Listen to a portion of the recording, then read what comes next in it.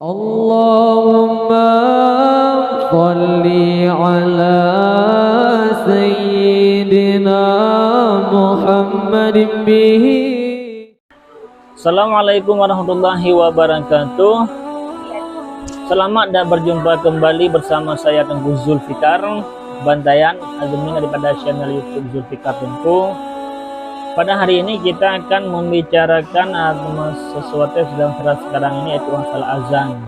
Apa yang terjadinya?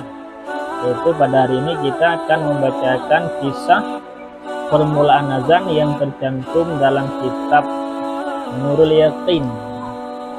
Dalam kitab Nurul Yaqin,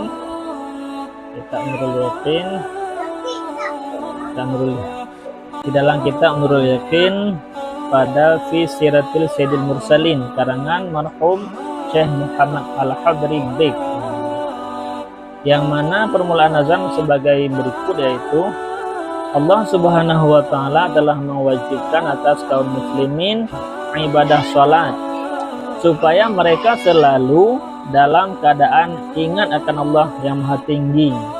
Dengan demikian mereka akan mentaati segala perintah Allah dan menjauhi segala larangan-larangannya.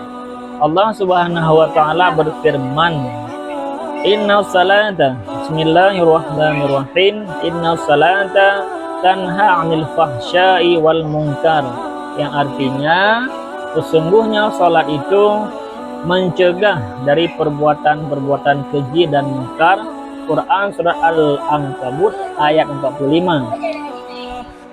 Kemudian Allah Subhanahu wa taala menjadikan salat yang paling utama adalah salat yang dilakukan secara berjamaah untuk mengingatkan kaum muslimin terhadap satu sama lain dalam urusan dan keperluan mereka, dan guna mempererat ikatan kerukunan dan persatuan di antara mereka.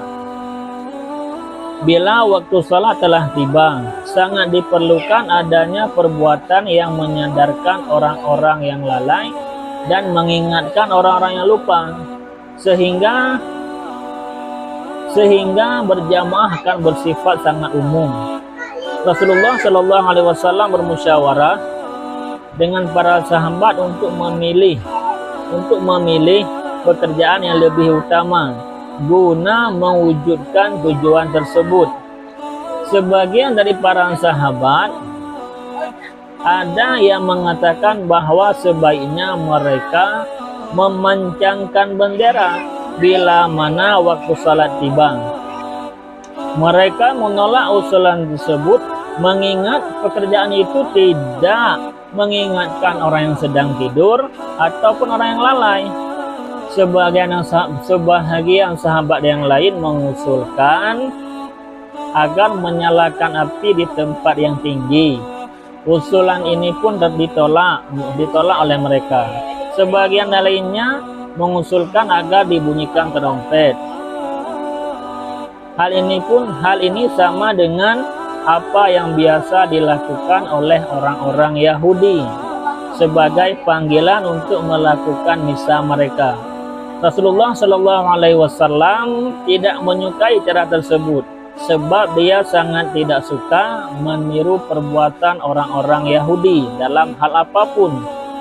Kemudian ada sahabat yang mengemukakan agar memakai lonceng, yaitu hal yang biasa dilakukan oleh orang-orang Nasrani. Hal ini pun dibenci oleh Rasulullah Shallallahu Alaihi Wasallam. Kemudian di antara para sahabat ada yang mengusulkan agar bila mana waktu sholat telah tiba, ada seseorang yang berseru untuk itu. Akhirnya usulan inilah yang diterima oleh Rasulullah Shallallahu Alaihi Wasallam. Di antara para sahabat yang diberi tugas untuk mengumandangkan seruan itu ialah sahabat Abdullah bin Zaid Al-Ansari. Tatkala ia sedang dalam keadaan setengah tidur dan setengah jaga, tiba-tiba tampaklah seseorang berdiri di hadapannya. Lalu orang tersebut berkata, "Maukah engkau aku ajari kalimat-kalimat yang akan engkau serukan sebagai panggilan salat?" maukah engkau aku ajari kalimat-kalimat yang akan kau serukan sebagai panggilan untuk salat? Sahabat Abdullah bin Zaid menjawab, tentu saja aku mau. Orang itu lalu berkata, katakan olehmu, Allahu Akbar, Allahu Akbar, yang artinya Allah Maha Besar, sebanyak 2 kali. Dan selanjutnya engkau baca syahadat sebanyak 2 kali, yaitu asyhadu an la ilaha illallah wa asyhadu anna Muhammadar Rasulullah sebanyak 2 kali. Dan selanjutnya kemudian katakanlah hayya 'alas shalah, marilah kita salat sebanyak 2 kali. Kemudian katakanlah hayya 'alal falah, marilah kita menuju kepada kemenangan sebanyak 2 kali. Kemudian takbirlah kepada Allah Ta'ala sebanyak 2 kali, yaitu Allahu Akbar, Allahu Akbar kali. Dan terakhir kalinya katakanlah la ilaha illallah, yang artinya tiada Tuhan selain Allah. Ketika Abdullah bin Zaid terjaga, segera ia menghadap Nabi SAW, lalu menceritakan apa yang telah dilihatnya di dalam mimpinya itu. Spontan Rasulullah menjawab, sungguh hal ini merupakan impian yang benar, yang hak. Setelah itu Rasulullah bersabda, ajarkanlah kalimat-kalimat tersebut kepada sahabat Bilal, karena ia lebih keras suaranya daripada engkau. Nah, di sini kita dapat memahami Rasulullah menyuruh Zaid untuk mengajarkan lafaz-lafaz azan kepada Bilal, dikarenakan Bilal lebih kencang suaranya. Jadi di sini dapat kita pahami bahwa azan itu memang disuruh untuk memperkencang suara. Pada zaman sekarang kita sudah ada toa, sudah ada speaker, maka dianjurkan dengan memperbesar suara azan supaya terjaga orang yang tidur dan teringat orang yang lalai. Kemudian